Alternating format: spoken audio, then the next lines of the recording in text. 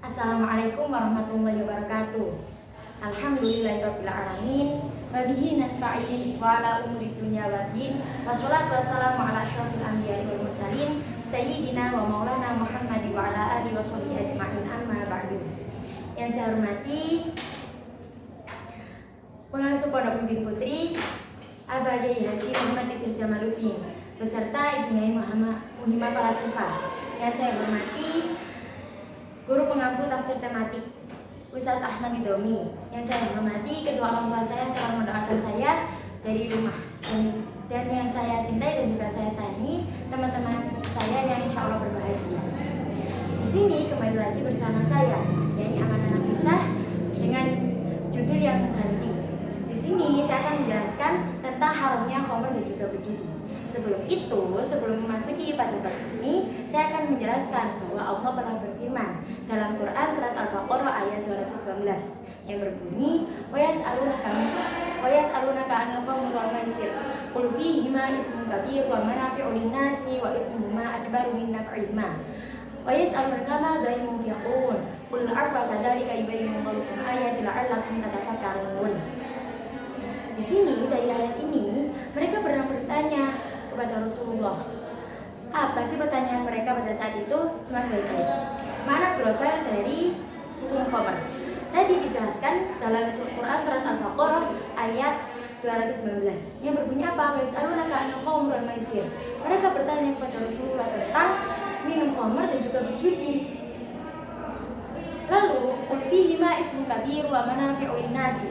Katakan kepada mereka, wahai Muhammad, bahwa di dalamnya itu terdapat dosa yang sangat besar, dan tetapi ada juga manfaat sedikit bagi manusia. Wa ismuhuma akbar min naf'ihima. Tetapi dosanya itu lebih besar daripada manfaatnya. Wa yas'alunaka madza yunfiqun. Lalu mereka bertanya, apa yang harus mereka infakkan? Qulil afa. Katakanlah kepada mereka bahwa kelebihan dari apa yang diperlukan. Wa kadzalika yubayyinu lakum ayati la'allakum tatafakkarun. Begitulah Allah menjelaskan dalam ayat ini supaya orang-orang itu berpikir apa yang harus mereka lakukan, apakah meninggalkan atau malah melakukan. Nah, di sini mengapa Allah mengharamkan untuk minum khamr dan juga melakukan berjudi? Yaitu karena di dalamnya terdapat dosa yang sangat besar. Apa sih dampak dari melakukan berjudi dan juga khamr? Jika mereka melakukan berjudi dan juga minum khamr, dampak yang terjadi sangat banyak. Bahkan dampak apa yang lebih menonjol itu dampak negatif daripada dampak positif. Maka dari itu, dosanya itu lebih besar daripada manfaatnya. Karena apa? Karena yang timbul dari melakukan hal tersebut itu dampak negatifnya, bukan dampak positifnya. Lalu dampak negatif apa yang timbul setelah meminum khamr? Yaitu yang pertama, hilangnya akal. Orang ketika setelah minum khamr itu pasti hilangnya tidak tahu kemana. Dia pasti tidak bisa mengondisikan keadaan yang dia alami sebagaimana. Dia tidak bisa sadar dengan apa yang dia lakukan. Yang pertama, hilangnya akal. Yang kedua, hilangnya harta. Mereka yang aslinya hartanya itu banyak menjadi sedikit. Karena apa? Karena mereka menyanyiakan harta tersebut hanya untuk memabukkan. Dimana memabukkan ini membuat mereka tidak sadarkan diri. Maka dari itu tidak diperbolehkan. Yang ketiga yaitu kerentanan badan, dimana yang aslinya sehat menjadi agak lemah. Karena apa? Karena sama seperti mereka memasukkan alkohol atau bisa disebut sebagai racun ke dalam tubuhnya, yang membuat mereka menjadi aslinya sehat atau baik-baik saja menjadi agak lemah. Nah, dari sini kemudian ada juga dampak negatif dari melakukan berjudi. Apa saja? Yang pertama, hambatan dalam beribadah kepada Allah dan juga ketaatan kepada Allah. Selain itu apalagi sih? Yaitu membuat hancurnya rumah tangga. Selain itu juga membuat kebencian dari orang-orang. Maksudnya itu gimana? Mereka membuat kebencian dan permusuhan dari para penjudi sendiri. Jadi ketika dia melakukan, mereka akan bermusuhan. Yang aslinya mereka itu saling menyayangi, saling mengayomi. Ketika mereka melakukan berjudi, mereka akan saling memusuhi, mereka akan saling membenci. Maka dari itu, jika dampak negatif ini disamakan atau dibandingkan dengan manfaatnya, itu tidak ada apa-apanya. Karena apa? Manfaatnya itu tidak akan ada apa-apanya ketika yang lebih menonjol itu dampak negatifnya. Kemudian Di sini saya juga akan menjelaskan tentang harta anak yatim. Setelah ayat ini turunlah ayat Quran surat Al-Baqarah ayat 220 yang berbunyi fid dunya wal akhirah wa yas'alunaka 'anil yatama qul islahum khair wa in tukhalituhum fa ikhwanukum wallahu ya'lamul mufsida minal muslih walau syaa Allahu la'anatakum innallaha azizun hakim. Di mana di dalam ini terdapat orang-orang yang dulu itu pernah tidak mau mengelola harta anak yatim. Lalu di sini mengatakan bahwa jika kamu ingin mengelola anak yatim, mengelola harta anak yatim, maka itu lebih baik daripada kamu menjauhinya. Dan jika kamu mau bertemu dengan mereka, maka kamu akan menjadi saudara. Nah, dari situlah bahwa harta anak yatim, ketika ada seorang mau mengasuh anak yatim, maka mereka harus mau merawatnya, harus mau mengayomi, harus mau memberikan kasih sayang, harus mau mengelola hartanya, tidak boleh untuk mereka sendiri, atau tidak boleh juga untuk mereka karena itu bukan hak mereka. Kemudian di sini saya akan menjelaskan tentang asbabun nuzul. Asbabun nuzul itu apa sih? Yaitu sebab turunnya ayat. Di sini sebab turunnya ayat tadi yang saya bacakan, apa sih sebab turunnya ayat surat Al-Baqarah ayat 219 dan apa juga sih sebab turunnya ayat Quran surat Al-Baqarah ayat 220? Simak baik-baik. Yang pertama, tentang khamr. Diriwayatkan dari Imam Ahmad, Imam Abu Daud, dan juga Imam Tirmidzi yang meriwayatkan dari Sayyidina Umar. Sayyidina Umar pernah berkata, beliau berdoa kepada Allah, ya Allah, terangkanlah tentang hukum khamr ini dengan sejelas-jelasnya, karena khamr ini telah membinasakan manusia baik dalam akal maupun dalam hartanya. Kemudian turunlah ayat surat Al-Baqarah ayat 219 yang berbunyi tadi yaitu bahwa di dalamnya terdapat dosa yang sangat besar, namun ada sedikit manfaat, tapi jika dibandingkan dengan keduanya, dosanya itu lebih banyak daripada manfaatnya, yakni dampak negatifnya lebih banyak daripada dampak positifnya. Lalu Sayyidina Umar dibacakan ayat tersebut. Lalu beliau berdoa lagi kepada Allah, ya Allah, terangkanlah kepada kami tentang hukum khamr dengan sejelas-jelasnya. Lalu turunlah ayat surat An-Nisa ayat 43 yang berbunyi wala taqrabus sholata wa antum sukara, dan janganlah kamu melakukan salat ketika kamu dalam keadaan mabuk. Di sini menjelaskan bahwa ada pengecualian bagi orang yang melakukan sholat tapi tidak boleh melakukan salat. Karena apa? Karena mereka dalam keadaan mabuk. Di sini kenapa sih kok tidak diperbolehkan melakukan salat ketika dalam keadaan mabuk? Karena akal mereka tidak dalam keadaan baik-baik, akalnya masih hilang. Maka dari itu ketika mereka melafadzkan bacaan-bacaan yang seharusnya dibaca ketika sholat, mereka akan bingung dengan bacaan tersebut dan akan mengulang-ulang terus. Kemudian Sayyidina Umar dibacakan ayat yang tadi.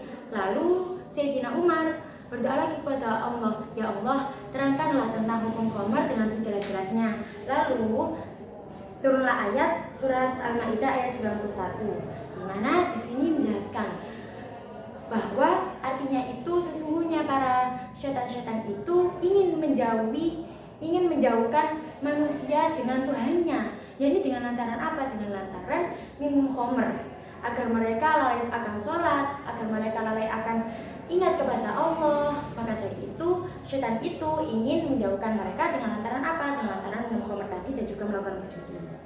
Lalu yang kedua, asbabun nuzul ayat yang kedua yang tadi saya jelaskan, yakni Quran surat Al-Baqarah ayat 220 tentang harta anak yatim. Di sini diceritakan dari Ibnu Jarir At-Tabrani yang meriwayatkan dari Ibnu Abbas berkisah bahwa ketika turunnya ayat sesungguhnya bila janganlah kamu mendekati harta anak yatim kecuali dengan cara yang baik. Quran surat Al-An'am ayat 152. Dan juga ayat sesungguhnya bila kamu memakan harta anak yatim itu sama seperti dengan kamu makan api ke dalam perutmu dan kamu akan masuk ke dalam neraka, yakni api yang menyala. Quran surat An-Nisa ayat 10. Nah, di sini menjelaskan bahwa pengasuh anak yatim pada zaman dahulu itu memisahkan makanan mereka dengan makanan anak yatim.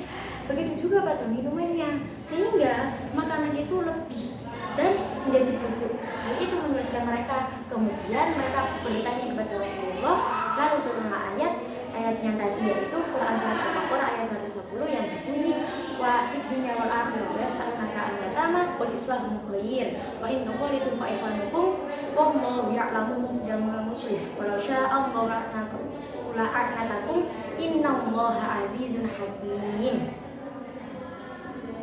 Nah, di sini menjelaskan bahwa mereka bertanya tentang harta anak yatim tadi. Lalu jika mereka memang ingin qul islahum khair, jika mereka mau mengurus urusan anak yatim itu dengan baik, maka itu lebih baik dan mereka akan mendapatkan kebaikan tersebut. Kemudian fa in tuqalituhum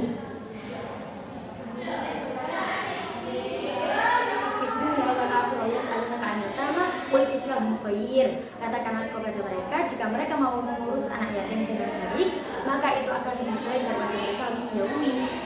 Wa in tuqalitum fa ikhwanukum, jika mereka mau berkumpul yakni bergaul dengan anak yatim, maka mereka akan menjadi saudara. Maka dari ayat tersebut pengasuh anak yatim, mulai pada saat itu mereka mencampur makanan anak yatim dengan makanan mereka. Tetapi harta anak yatim tetap dipisahkan. Lalu di sini ada kandungan hukum. Kandungan hukum itu bagaimana sih? Yakni di sini kandungan hukumnya ada 3. Yang pertama, ada pertanyaan, apakah ayat ini sebagai dasar hukum? Yakni ayat yang apa? Ayat yang tadi yang saya bacakan, yaitu ayat Quran surat Al-Baqarah ayat 219. Gimana? Ada pertanyaan, apakah ayat tersebut sebagai menjadi dasar hukumnya haramnya khamr? Kemudian sebagian ulama berpendapat bahwa setelah adanya pertanyaan yang tadi was'alunaka anil khamr wal maisir, ketika mereka bertanya kemudian jawabannya adalah biasanya itu lebih banyak daripada manfaatnya, dari situlah ulama berpendapat bahwa dari situ haram itu khamr itu diharamkan. Dan juga firman-Nya Allah yang berbunyi innama harama rabbiyal fawahisha ma dhahara minha wa ma batan, sesungguhnya Tuhanku itu, ini firman Allah untuk hambanya ya, yaitu firman-Nya Allah di mana hambanya itu diberitahu bahwa innama harama rabbiyal fawahisha ma dhahara minha wa ma batan, sesungguhnya Tuhanku itu mengharamkan perbuatan yang keji, baik dari segi dohir yaitu penglihatan maupun batin, yakni hanya Allah yang bisa mengetahui, dan juga minum khamr tadi. Nah, kemudian yang kedua ada pertanyaan, apa saja yang memabukkan? Apakah semua khamr itu memabukkan? Nah, di sini ada beberapa perbedaan pendapat. Yang pertama, Imam Abu Hanifah mengatakan bahwa khamr itu terbuat dari perasan anggur segar. Nah, gimana? Perasan anggur segar itu pasti khamr dan pasti hukumnya juga haram. Namun ada pun juga yang mengatakan bahwa adapun minuman yang memabukkan namun terbuat dari selain anggur, yakni terbuat dari kurma dan juga gandum. Namun namanya juga bukan khamr, yakni bernama nabid. Ini menurut siapa? Menurut Ibnu Abu Layla, pendapat ulama Kufah, Imam An-Nakhai dan Imam As-Sauri. Kemudian di sini ada juga pendapat yang mengatakan bahwa ulama Hijaz, yaitu Imam Maliki, Imam Syafi'i dan Imam Ahmad, dan juga sebagian besar ulama hadis mengatakan bahwa hukum dari minuman yang memabukkan, baik dari perasan anggur, baik dari kurma maupun dari gandum, itu semuanya haram ketika hal itu memabukkan. Nah, kemudian alasan apa sih kok mayoritas ulama itu mengharamkan hukum khamr? Karena dari Rasulullah pernah bersabda, innama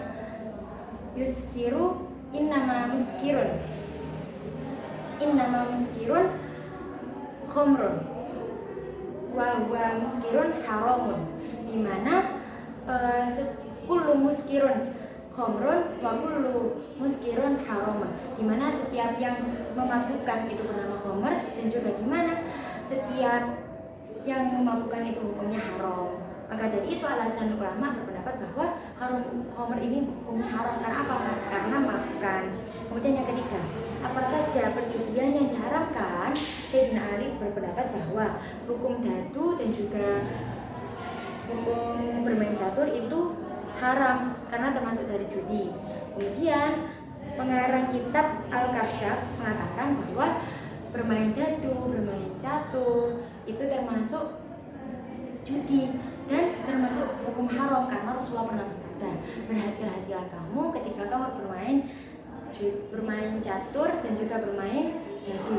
Karena apa? Karena hal tersebut termasuk perjudiannya orang asing. Di sini tidak hanya mencakup pada dadu dan juga catur, tapi mencakup juga pada kartu untuk zaman sekarang. Lalu dari sini ada tarjih. Tarjihnya yaitu mengatakan bahwa setiap minuman yang memabukkan itu tidak hanya terbuat dari perasan anggur, namun terbuat dari kurma dan juga terbuat dari gandum. Dari sinilah bahwa khamr itu diharamkan. Karena apa? Karena memabukkan, yang dampak negatifnya lebih banyak daripada dampak positifnya. Lalu di sini saya akan menjelaskan tentang hikmah tasyri'. Hikmah tasyri'nya dari haramnya khamr dan juga berjudi itu apa sih? Yaitu Allah mengharamkan hal tersebut karena apa? Karena bahaya yang timbul pada manusia nanti itu lebih banyak daripada manfaatnya. Maka dari itu Allah mengharamkan untuk para hambanya. Dan dari ayat ini, dari sinilah turunlah ayat, yaitu surat Al-Maidah ayat 91, yang dimana artinya itu sesungguhnya para syaitan itu ingin menjauhkan manusia dengan Tuhannya dengan lantaran apa? Dengan lantaran minum khamr dan juga melakukan berjudi. Nah, dari itulah mereka ingin agar manusia itu lalai akan ibadah, lalai akan mengenal Allah, lalai akan membaca Al-Quran dan juga lain-lain. Maka dari sinilah surat Al-Maidah ayat 91 mengatakan bahwa fal antum muntahun, maka apakah kalian tidak ingin berhenti? Nah, dari sini dari penjelasan saya, jika kalian kurang memahami, mungkin kalian bisa referensi dari kitab-kitab yang lain ataupun dari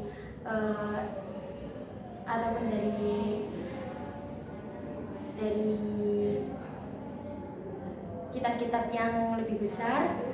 Apalagi sekarang itu medsos itu kan juga lebih banyak. Jadi mungkin kalian kurang paham, kalian bisa membukanya. Sekian dari saya, kurang lebihnya mohon maaf. Maaf bila ada salah kata maupun tingkah laku saya yang kurang berkenan di hati. Wassalamualaikum warahmatullahi wabarakatuh.